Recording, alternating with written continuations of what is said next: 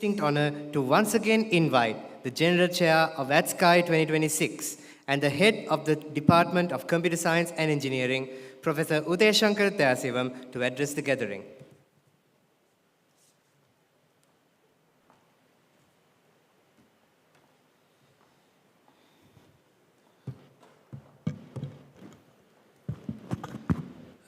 Very good afternoon to everyone.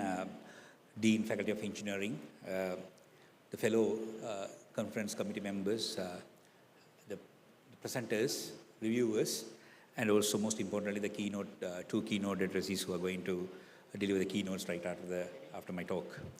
I know it's really warm outside, and thanks to Professor Gamage and the university's efforts to keep at least this area cool for us. But trust me, the ideas that are going to be presented here will be far more hotter than it's outside. That's a ChatGPT joke. If you don't get it, blame ChatGPT for that joke. It's my great pleasure as a conference chair to invite all of you. Right, this is our second edition. Within 2 years, we have grown really big. Now, we cover all the main computing institutions in the country. They are submitting conference papers. We have able to build a community where lecturers from various institutions have come today to judge, including ours and various institutions.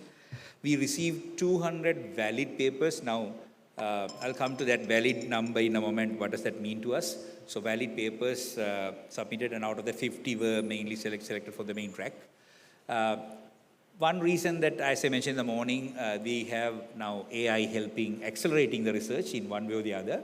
That's one of the reasons why you get large number of submission. And another reason, as I mentioned, is that ADScAI has its own name that is already built. So I would like to specifically thank Dr. Tanaja, Dr. Nisansa, Dr. Sanreka, Dr. Buddhi, Dr. Chandraka and Chaturanga and Dr. Aloka, rest of the team for their hard work in putting this together. There are committee members and other various stakeholders who helped us put this conference together today. So we had two successful workshops yesterday. It was very well received, very positive feedback, and also timely topic were discussed. One was about hands-on session on AWS with agentic AI. Another one was about white coding. Both were industry-led. Very hot topic were presented and very well received as well. Thanks to the industry partners and then as well as thanks to the host as well. Following that, we had 4 tracks for this conference. Along with that, we also had undergraduate and postgraduate efforts separately demarked for the benefit of the reviews as well as for the receiving parties. And all the 4 tracks were positioned in a way that it is connecting to industry and applied AI rather than a more theoretical, classical conference setup that we used to do. So at ADScAI, we want to position very carefully that this conference research efforts are more towards connecting our work to industry as well as connecting our works to societal, so that we look for the last mile impact. And we really hope that you all enjoyed the poster session that just happened before the lunch, and all the efforts were meaningful and somewhat useful, and really hope that all the participants enjoyed as well. As we know that we are in a critical junction in the era of technologies where AI is being considered either a threat or a mask or assistant, or we are just still questioning what it is going to be. In that juncture, ADScAI has a key role to play. We have a lot of learning to share. In fact, I really hope that our reviewers and the committee will probably lead a discussion with Dean and the fellow academics what we learned, because we can clearly see it has a lot to offer, as well as we have to also look ways to battle what it offers and how it is used as well. So with that note, I would like to again thank Dean, Faculty of Engineering, for his support. He has been always very supportive for such initiative and a great mentor, and he has been a great pillar of support for all such initiative, and truly thank him, as well as all academics from the department and other academics who help us make sure that this event is successful. Once again, I warmly welcome all of you, our partners, our industry partners, and the presenters, reviewers, everybody. Thank you, and have a great rest of the event, and looking forward to see who is going to win the awards. Thank you.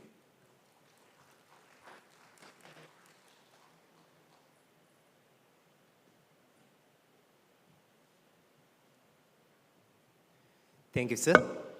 Next, we invite our distinguished guest, the Dean of the Faculty of Engineering, Professor Jagat Manatunga, to address the gathering.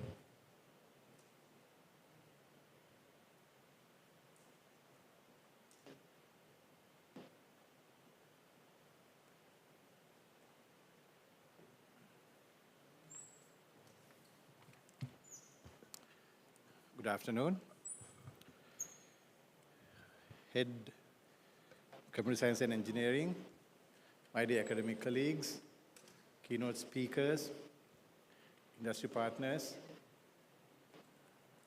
the presenters and reviewers of today's proceedings, and my dear students. I was introduced as a guest, but I'm not a guest for this faculty.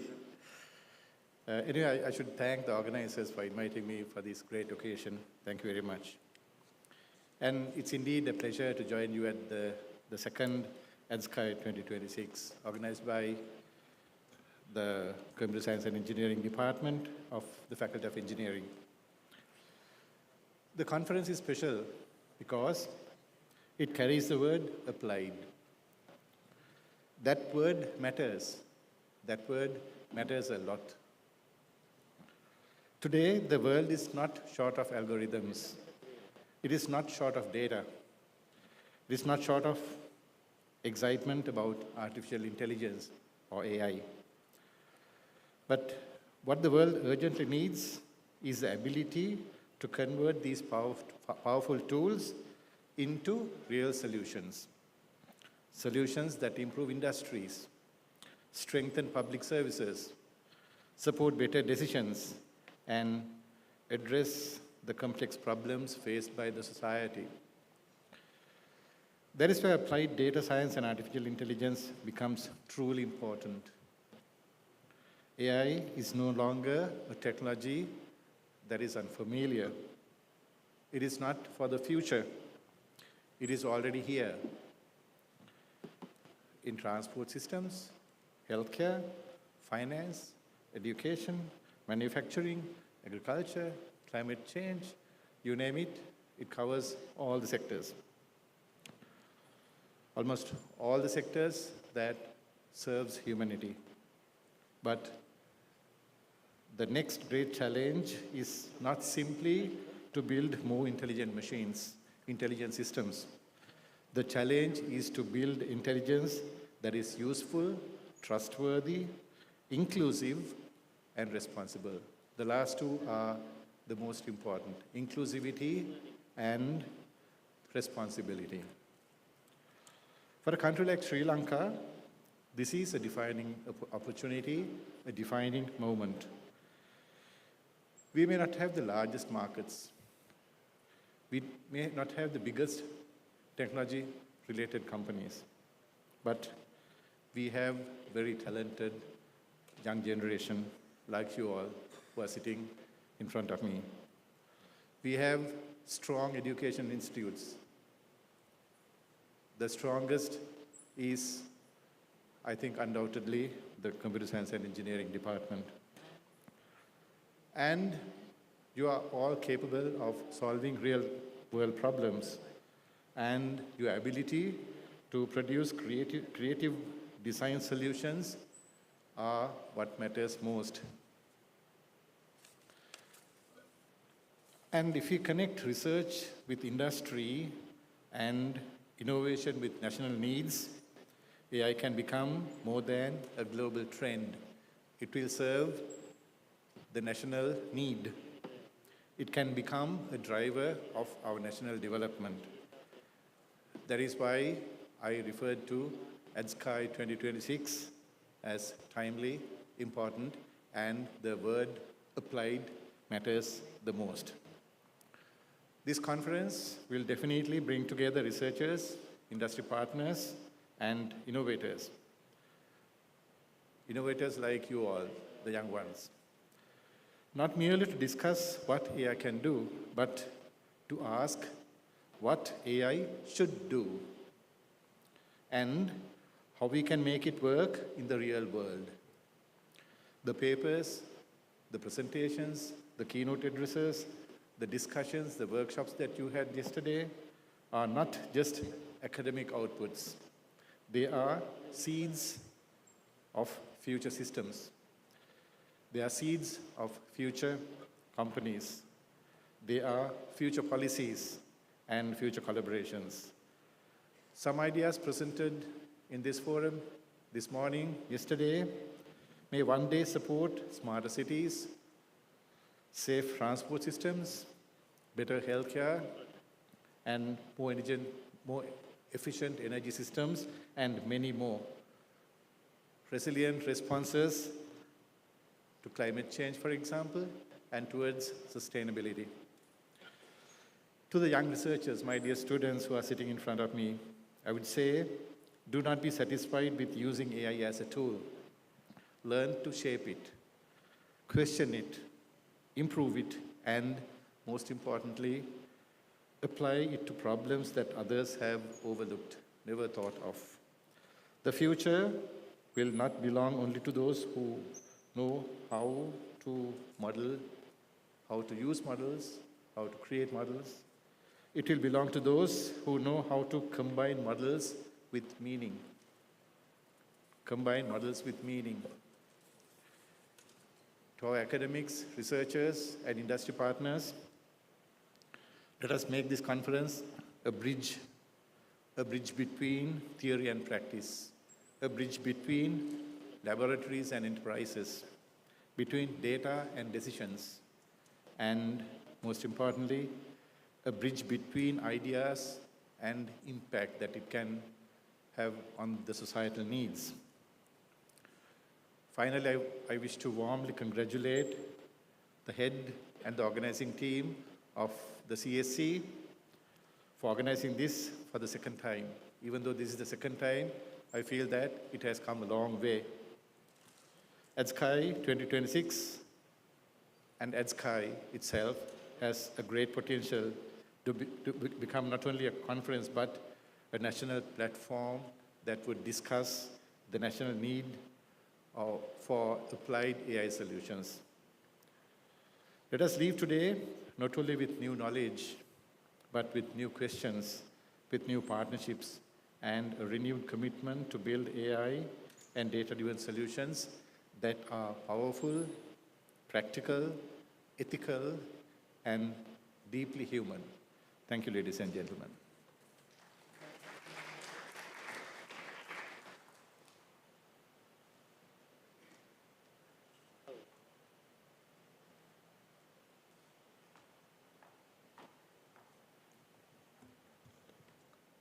Thank you, sir.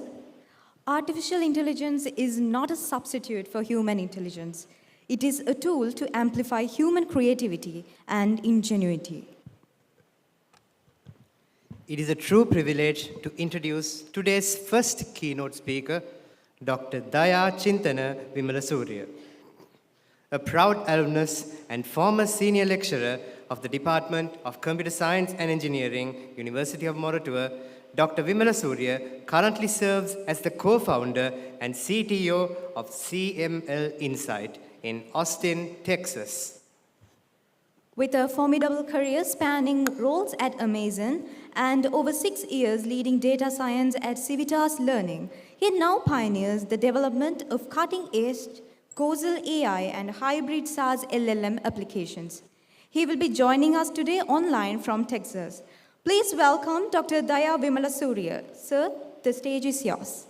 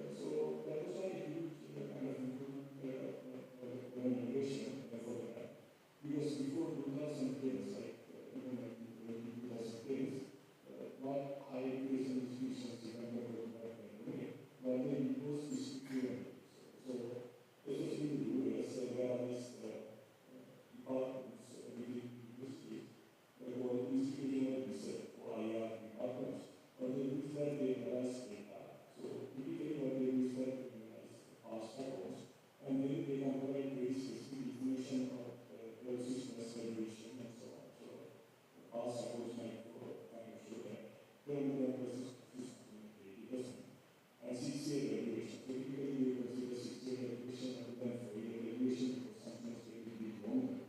And 6-year graduation is for representative of home students that will graduate. After that, you will graduation. And the small percentage are even after 6 years of this very lower. So I mean, they have like very specific information about 6-year graduation rate, versus and so on. But it's essentially kind of a poster, right? It's not providing the information about what is going on. So every analytics, the research will be sharing the new percentage. So here, actually, that's other tech companies, but they will do those that by the end of the entropy, because like after 2 weeks, after the start, we can show which 20% of the students do not persist with analytics. So district analytics was more than 50% in the past, about 98% of students will persist. But with predictive analytics, we can say that these 20% of the students are highly likely to go out, and that's the very better. So you think that this is a mega agreement, and it is a mega agreement, and we were able to provide this kind of, we call the retrospective analysis at the end of the day. I mean, this is to a certain extent, this is like kind of a third, but two differences. One is that this is not based on past data. So, for example, you might this is past 2 years of data, and then let's say the system became operational and the fault this is happening in over second of 2025, and then what the fault after like 5-6 months, we would evaluate all what we could do. So basically, this is the same thing as basically or something like that. But this is comparing the predicted persistence rate, which we do, versus actual persistence rate. So you start design works, and then the results are basically equal parts. So another way of preparing this work is, say, the first result. But I mean,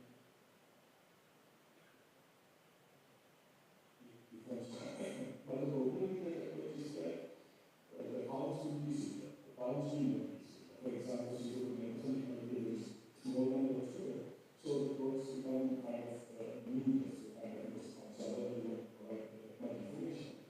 These are equal count results.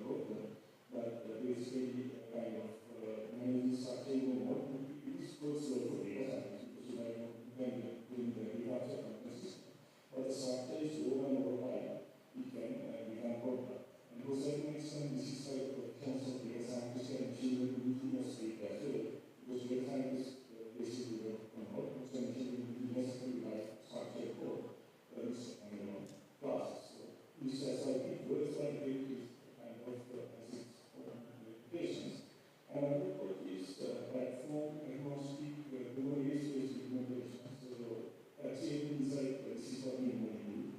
We go on systems in Kubernetes. I mean, it's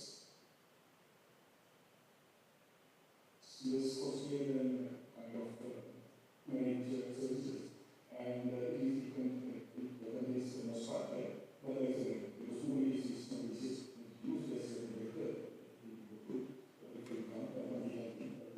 So it's a decent risk of uniform experimentation practices. So we look at these things. And the eliminators are not deciding here. They are going through a similar transformation. So basically, the implication for the researcher is that it's some kind of research we want to so kind of standalone provider. But we need to recognize that at a certain point, if we will become consistent, it has to be done of this, go to this operationalization and become consistent. And there is another thing, I would say, kind of, people are familiar with this, but at least people emphasizing this is a really important topic. For an industrial AI approach, they are very small, important. Like, because organization data is complex and often contain omissions and errors. And investigating and fixing data issues often leads to significantly data outcomes. Whereas if you change kind of a fairly okay moving technique, a more advanced one, you can deploy 100% of the day, but it is not that significant when you compare organization. I think to a certain extent, this is what these development conditions and similar conditions get wrong. So basically, what happens in those conditions is that the data set is fixed and was supposed to kind of use different motivate with some you get the result. When you get the data is not fixed, you can have a fixed data. So this more kind of beneficial to find out than kind of 100% performance improvement that you can get by taking machine learning models used. So I think there are implications for research as well as higher education. So for the research work, it is important to focus on improving data quality rather also I would say that kind of improving is not important, but research on improving data quality are important. For example, rather than education, techniques that can be used for machine data, things like actually important for the industry. And this is not really necessary to kind of research, but again, it's something that is also on the education regulation systems also. Most of the organizational data still lie in educational systems. So if you want to do SQL, the skill, and like the case, there is still a very important skill, so I think we kind of have those courses as well as skills on making education systems. And finally, this is very kind of more technical one, but we have always been mindful of the fact that finally the systems are going to be the hands of the humans, and organizational change management is very important.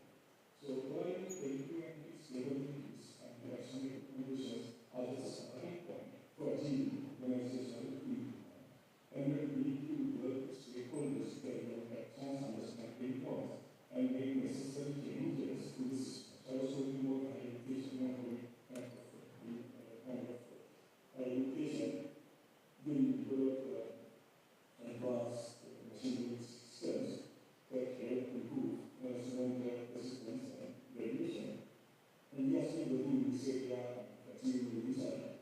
So we are developing hybrid SaaS application. So basically, it's a familiar SaaS kind of application that you can use in application, but just like an integrated chatbot, you can type a question and provide answers questions that you have. And they use or are used to generate, for example, videos that professors can just kind of create some kind of students. So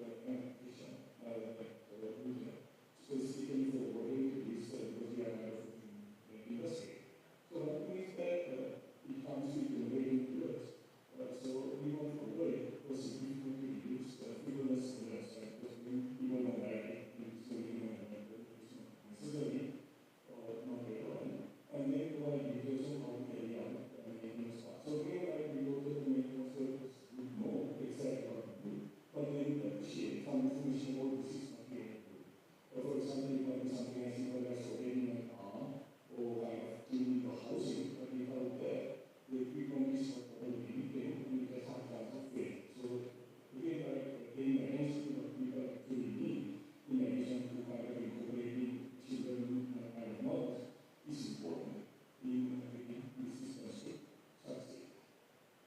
And that's not the good course. So practically what it means for research agenda, work on explainability, always feeling like that we want to be the right system. That is going to be really important. And incorporating also information also, that coastal information is going to be helpful. And we have to look at it. So it doesn't necessarily add like a one solution, one perfect solution. You go from move from experimentation to your layer solution. And finally, the beauty of Nigeria was that not all researchers would be able to do the same case. Like some researchers who would do really a certain point for people to be kind of region. But finally, the is important for investigators as well as researchers. Things like volume explanations and all those things. Because really they require even more detail. Because not only you have to call it, it's supposed to require a simulation testing. So rigorous is important for industry applications or anything. So that's what I want to talk about. I think we are going to take a lot of questions for the organizers.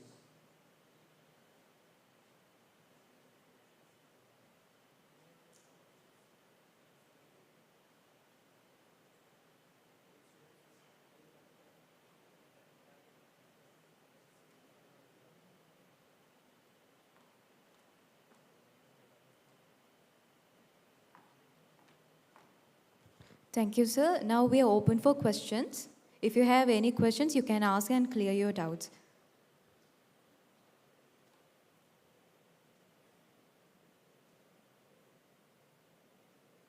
If you have any questions, you can raise your hand.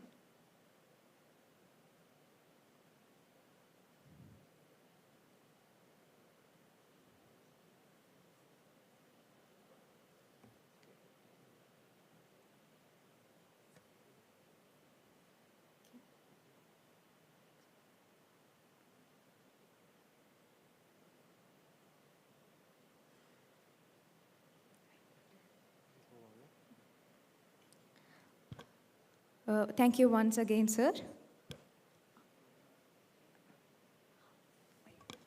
We have one question.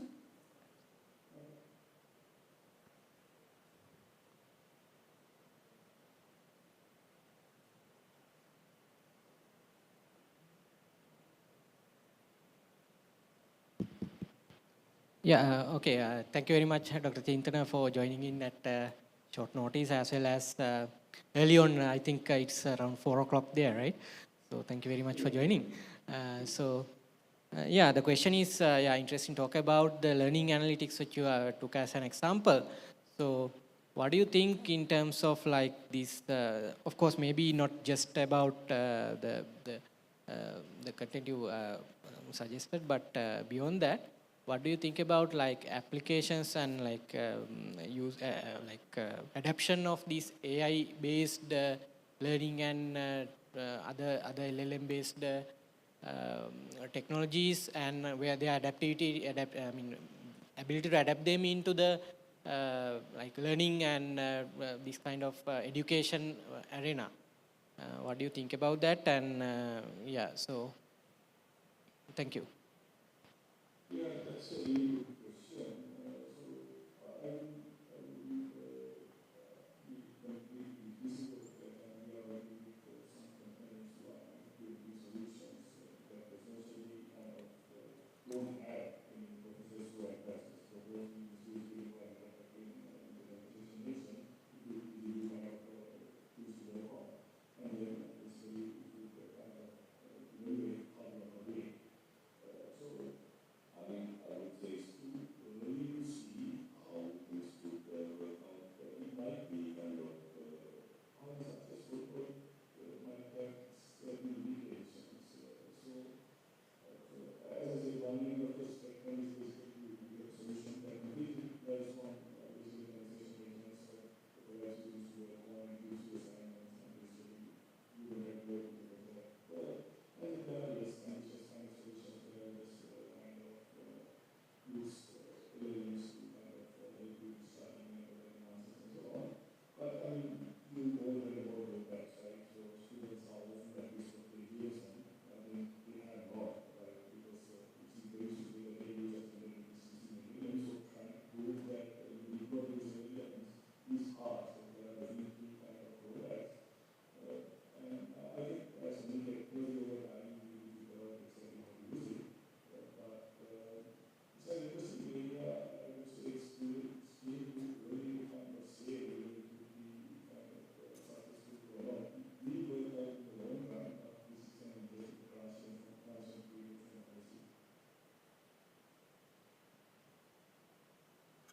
Any more questions?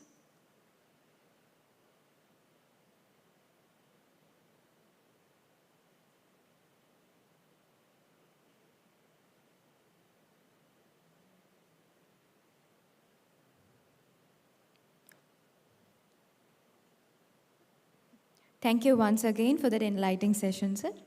Now we'll move on to the next item, our next keynote. We are thrilled to welcome another outstanding alumnus of the Department of Computer Science and Engineering, University of Moratuwa, Dr. Rashmika Navaratna.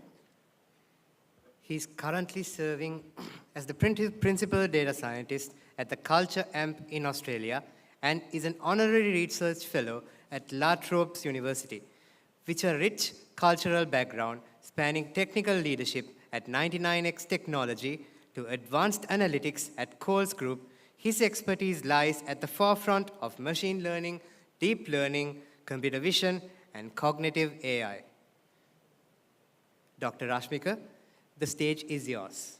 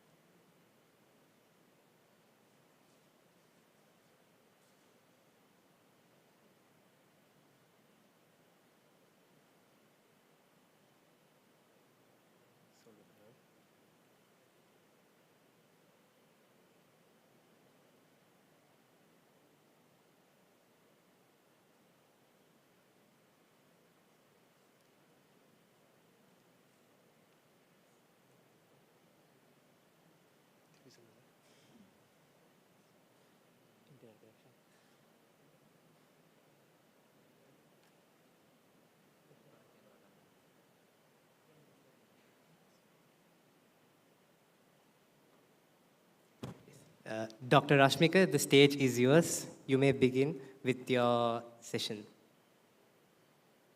Thank you, Haru. So, today, hope your patience and thank you so much. So, today I want to talk about something that's becoming increasingly critical as we move from AI demos and AI prototypes to real world systems, trust and safety in agentic AI. So, we are no longer just reading models that generate outputs like predictions or text output. We are building systems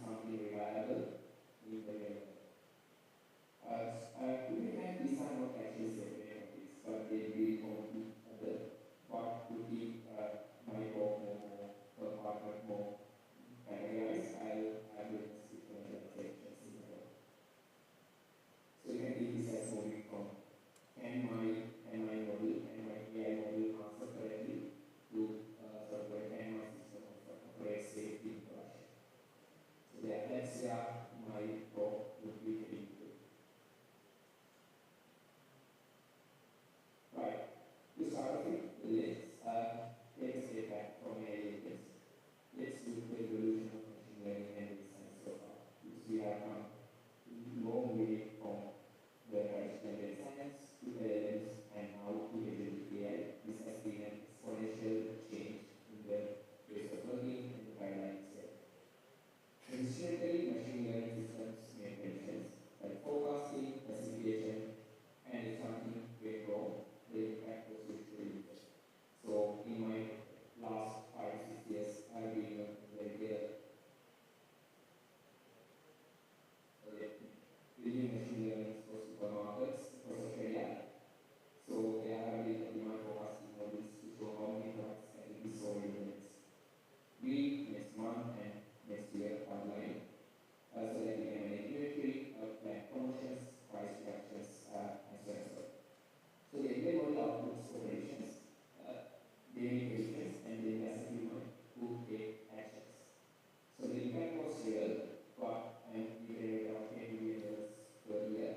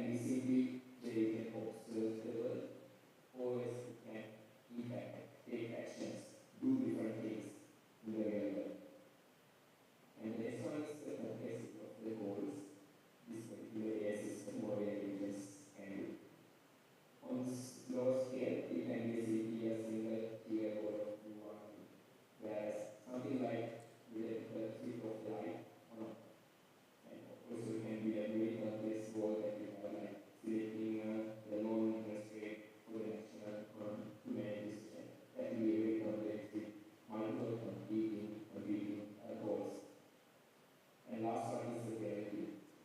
How narrow is the scope of the task is supposed to be. So if you have a AGI, artificial general intelligence, we have like human machine learning, we have narrow specialized models that can do one thing.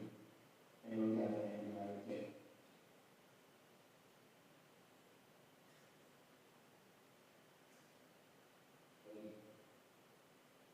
The way that we can characterize AI agents. So if we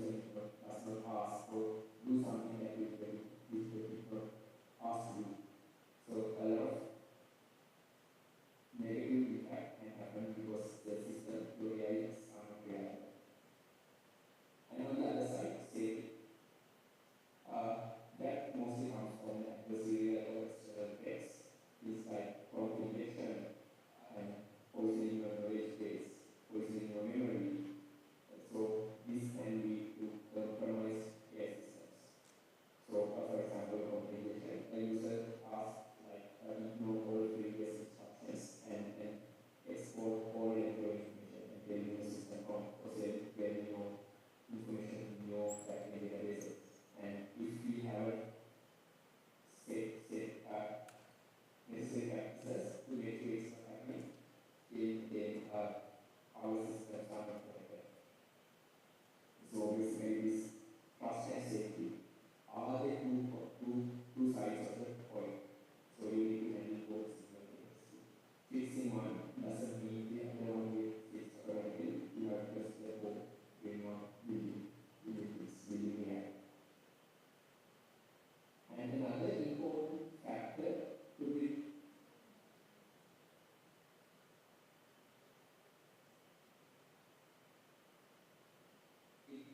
because intelligent machine learning also practices one data phase, one assessment phase, just one.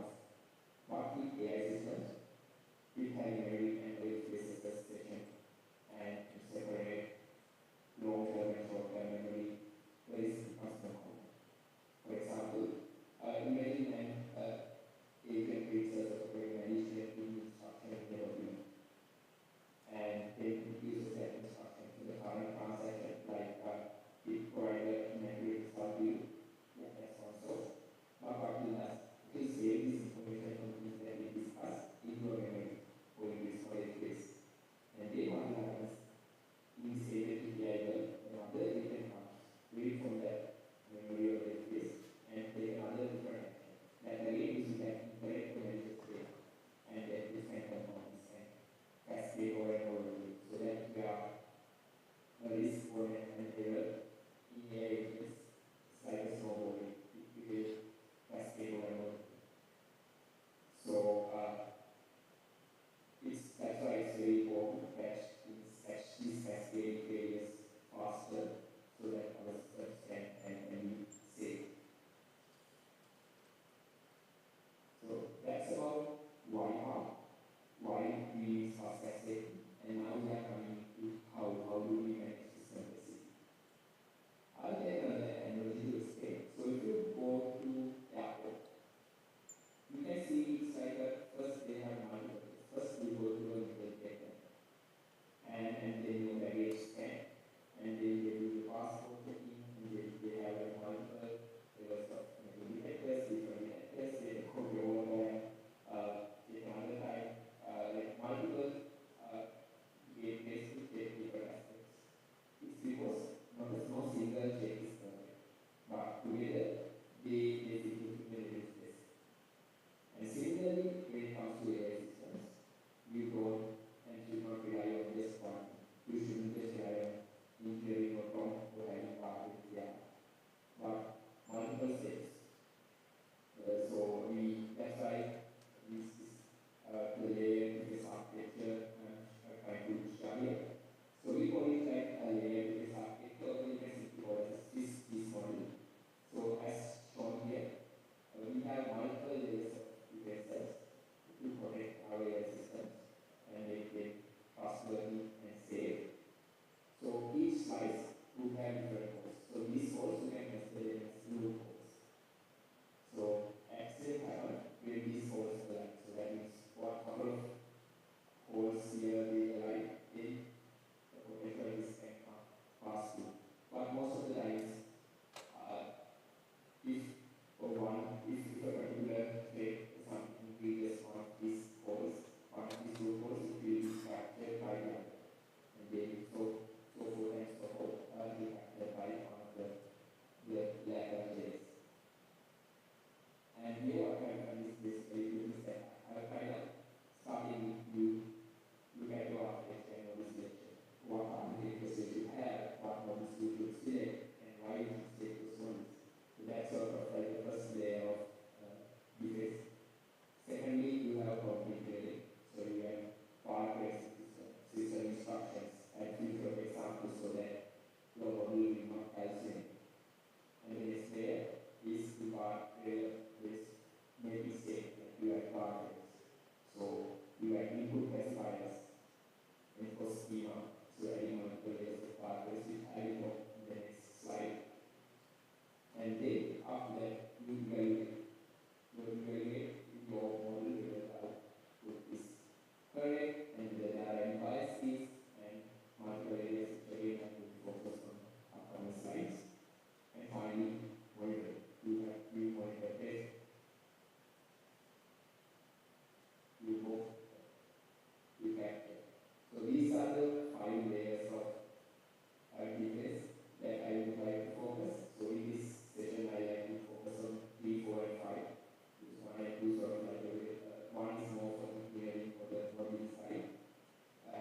is about improving home, and 3.5 is the one that I would like to focus more on this sector. Yeah. Right, so next one is about, previously we have so far discussed about the customer safety, why what can go wrong, and sort of like a framework or a layer to this architecture. And the next is how we enforce this customer safety in our AI systems. Yeah. Right. First one I would like to go through is the inline checkpoints or guardrails. So they are basically at each step along the way, your workflow, the AI workflow, you have gates for when a user inputs something, inputs a query, and you check whether it's a safe request or unsafe request. For example, let's say a user asks, like, we need all the passwords in the system. So our guardrails must look for any variation of input. Use probably like using like something like the regex or something like detection to check whether the input is like valid, and also check whether it's sort of like out of scope request. So if you are in the ecosystem, you can have to sort of like provide use related information for your module related information. If someone asks, let's say, I want to do a particular to another person, then it should calculate this sort of harmful request, and then without doing it, throw that out. And the next one is implementation. So that's at the module level. When the module resets, you get your consistency factor boundary, and then again so forth, like planning and channel for each step. We add guardrails to catch these issues. So earlier you catch the manipulation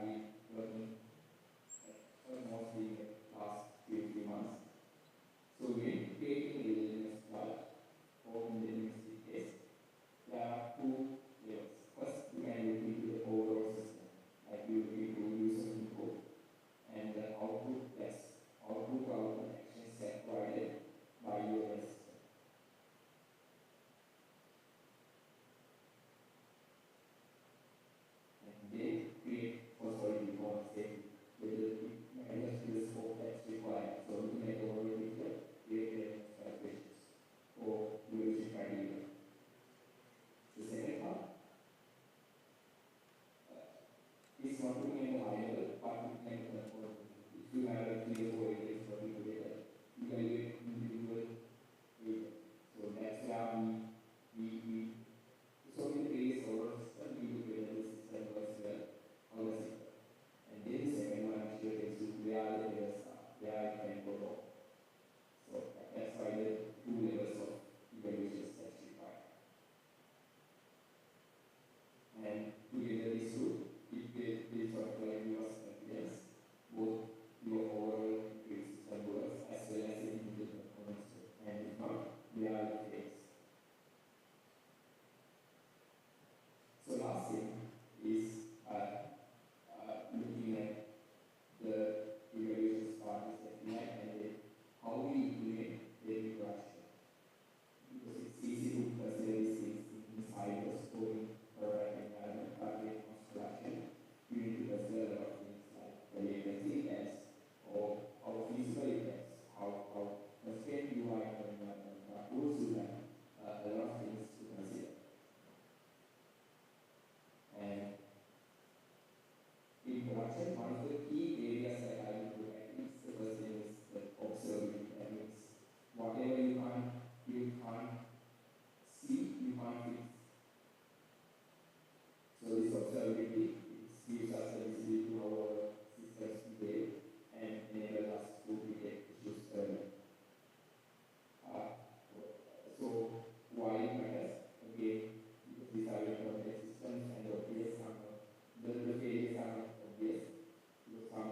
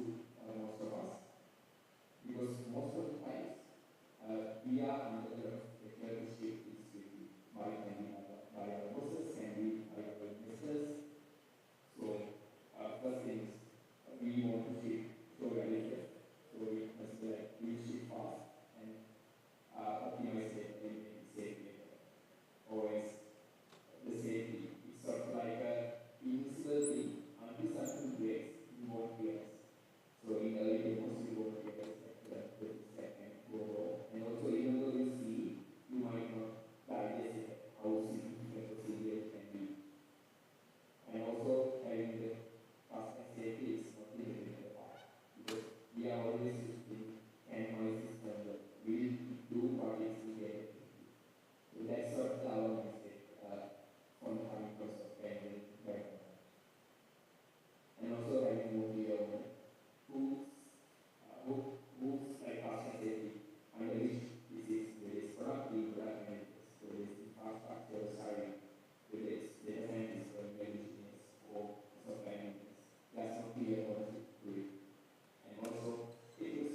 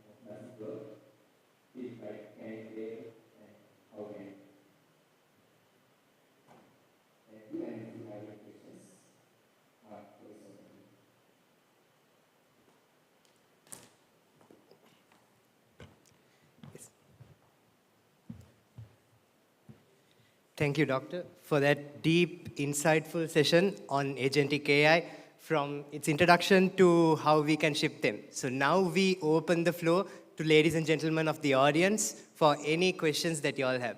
So if you do have any questions, please raise your hands and our OC member will hand over you to the mic.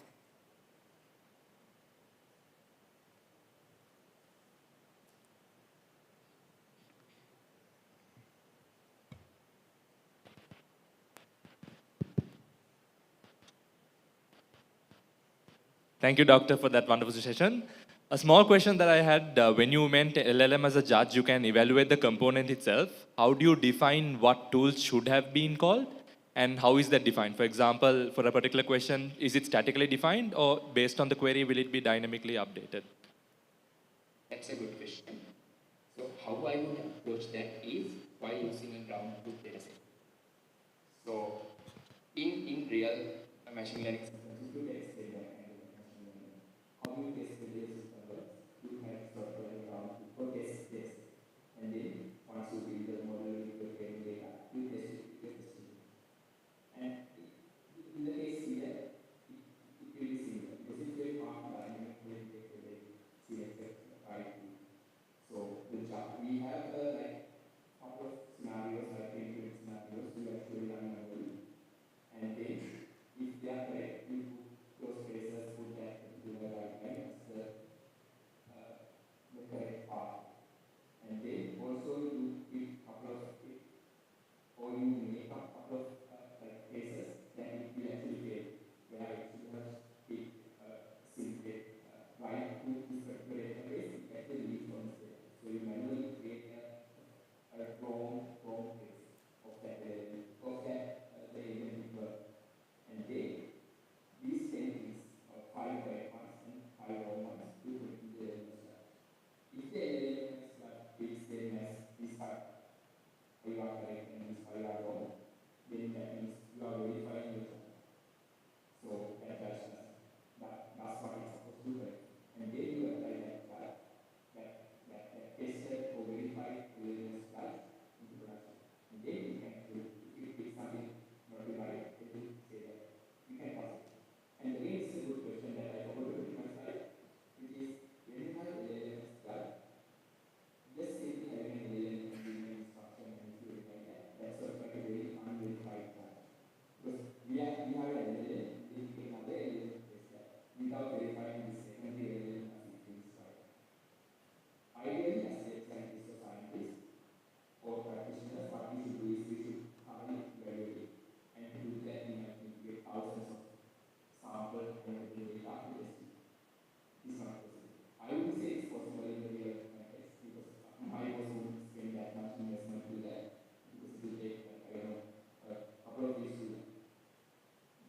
But I can put the science behind. I should say that but put the science behind. Then I verify it's a like same state. We get 20 to the 50 cases. And then verify whether it works with this LLM stuff. And then if it works, then of course it's not 100% statistically significant accurate, but we have a sense check whether it works. So that's better than using an unverified judge. Because we are looking at the very undeterministic way. We can't spend too much time verifying this, but at the same time we should use anything unverified. So let's come to the ground and do the best we can.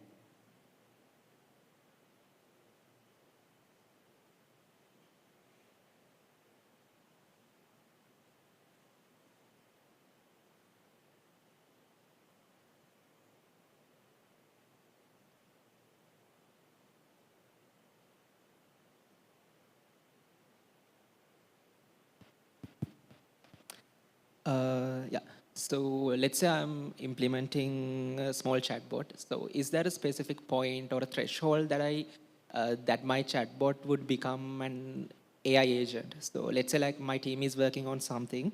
So at what point I should start worrying about all the agentic risk protocols and such that? That's a very good question, and I don't have a very super defined answer to that, but I will take again and do this definition. Where rather than call AI agents, we call them agent tool. So this is a spectrum.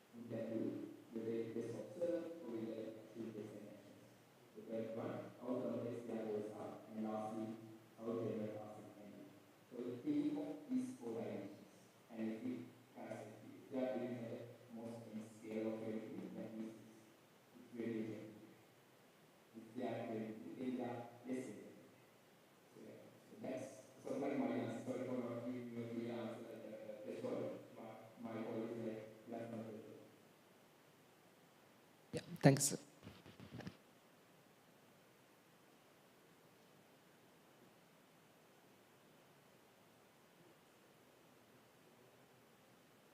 If the audience has any more questions, kindly raise your hand.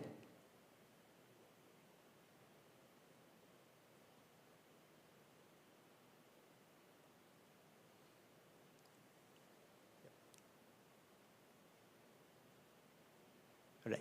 Thank you, Dr. Rashmika, for that very insightful session. And thank you for the audience for engaging with Dr. Rashmika.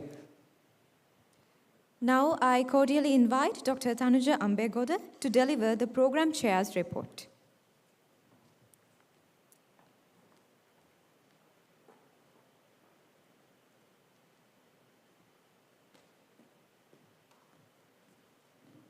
Good afternoon, everyone.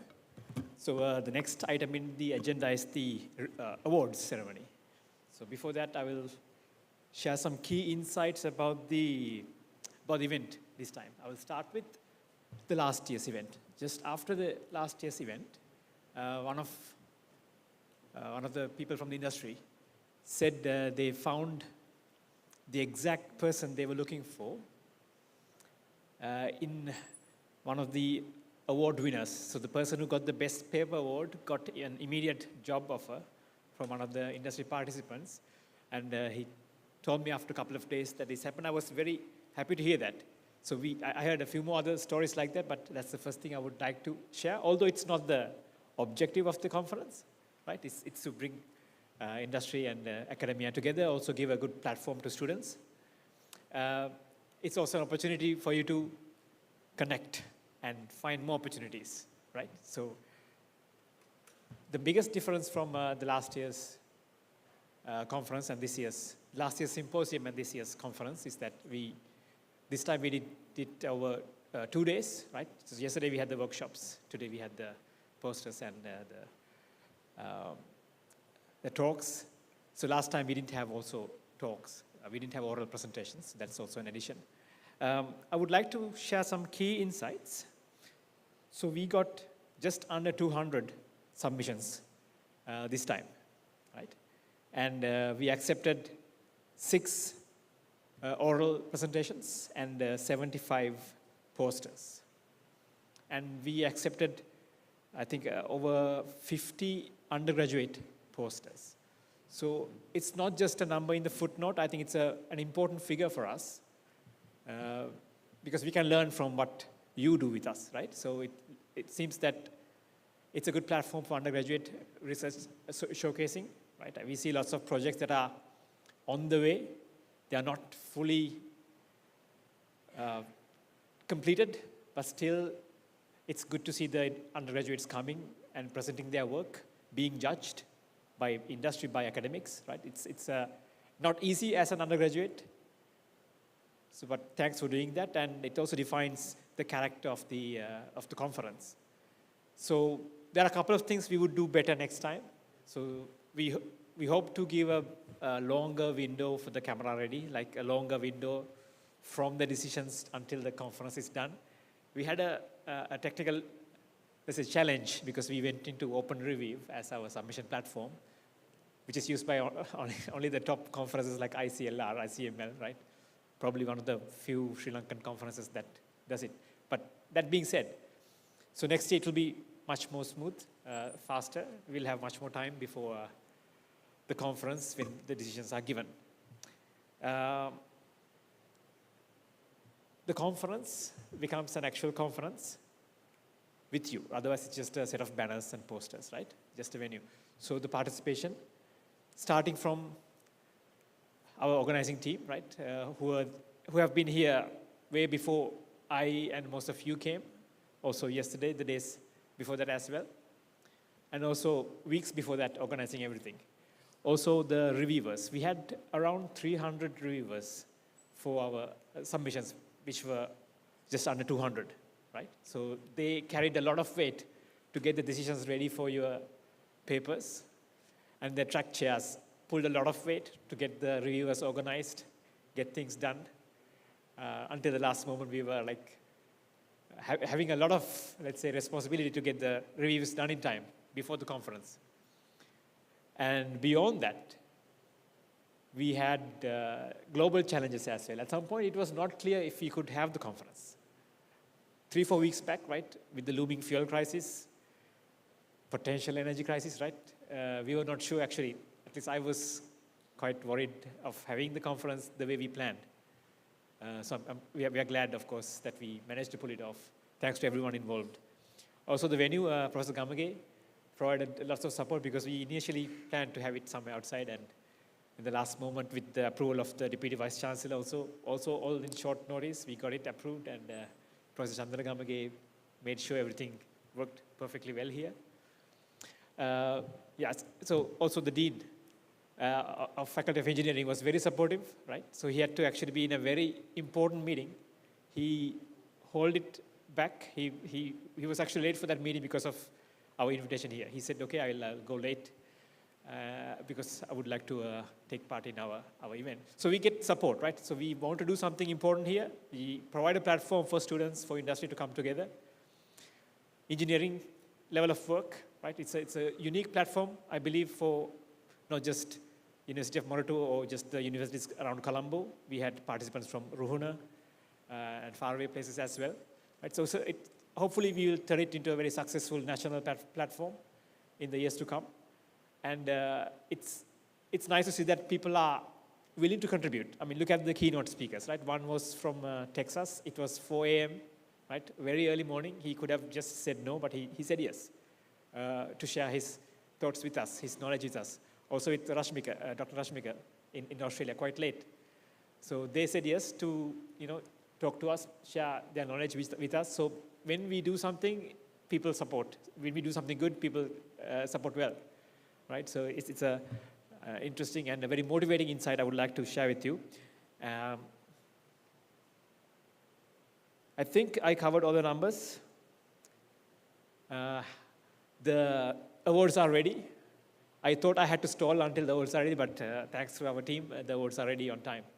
So with that, we will conclude the talking part, and let's get to the awards. Right? Thank you.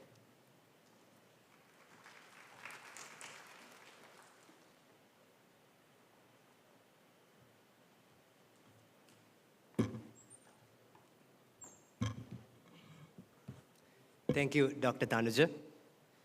Now comes the moment we've all been waiting for, the award ceremony. Today, we recognize outstanding contributions and excellence in research and innovation presented at ADScAI 2026. To present the first award, I cordially invite senior lecturers from the Department of Computer Science and Engineering, Dr. Chaturanga Hettiarachchi and Dr. Sandarareka Vikramanayaka on stage.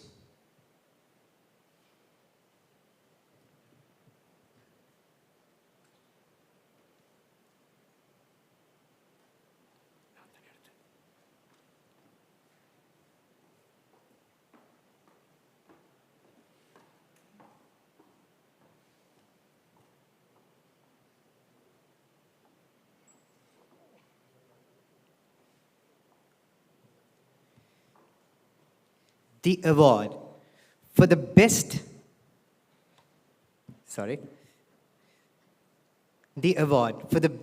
undergraduate poster presentation goes to paper ID 99 titled ML Bug Prediction, Intrinsic versus Extrinsic Classification Using Machine Learning with Multiple Text Embeddings and Numeric Features, authored by Shahana Sivasubramaniam and Subhaka Bhavashankar from Informatics Institute of Technology, Colombo, Sri Lanka.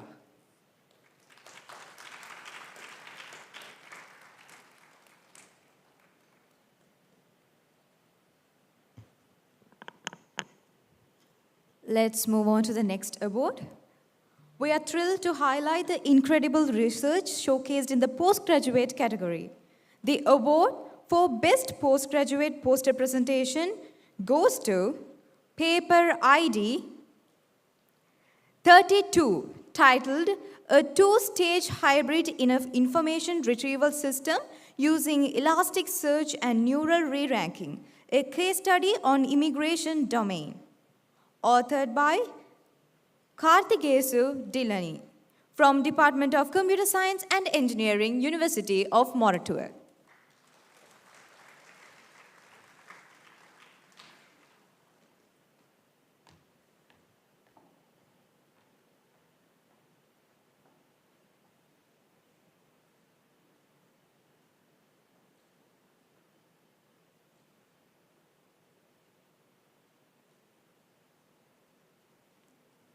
Thank you, sir. Thank you, madam.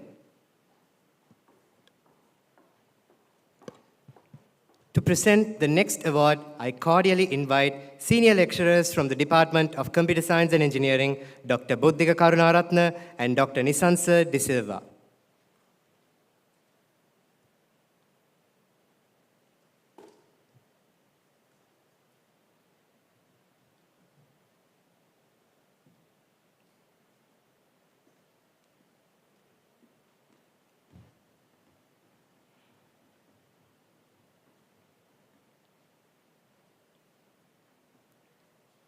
Next, we have the Best Poster Award for a specialized track.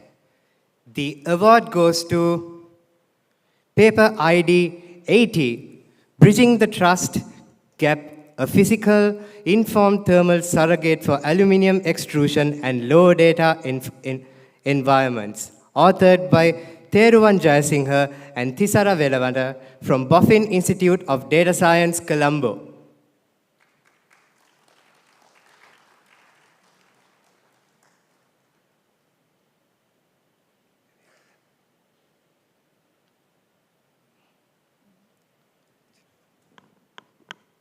Let's move on to the next award. The final category of the ADScAI 2026, the Best Paper Award. The winning paper is ID number 191, a modular spatiotemporal forecasting, graph neural networks, multi-step prediction, traffic flow, sensor networks, time series analysis. Authored by Charana Manavidalake, Lasana Sankit Subasinghe, Tarindu Vijayakon, Vimukti Madhushan Bandara, Dr. Tanuja Ambegoda. This is from the Department of Computer Science and Engineering, University of Moratuwa.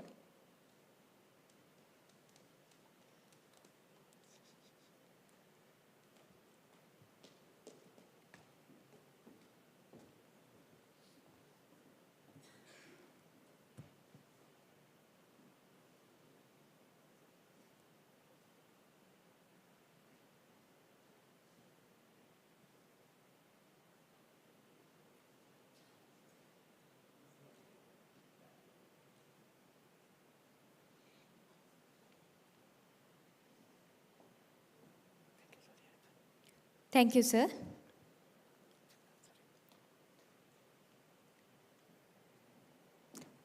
Thank you, sir. With that, we come to the end of ADScAI 2026. On behalf of the organizing committee, we thank all participants, speakers, judges, and attendees for making this event a great success. We hope today's discussions inspire new ideas, collaborations, and innovations in the world of AI and data science. Have a wonderful day ahead. Signing off, I am Neela. And I'm Tilakshan. Have a pleasant evening.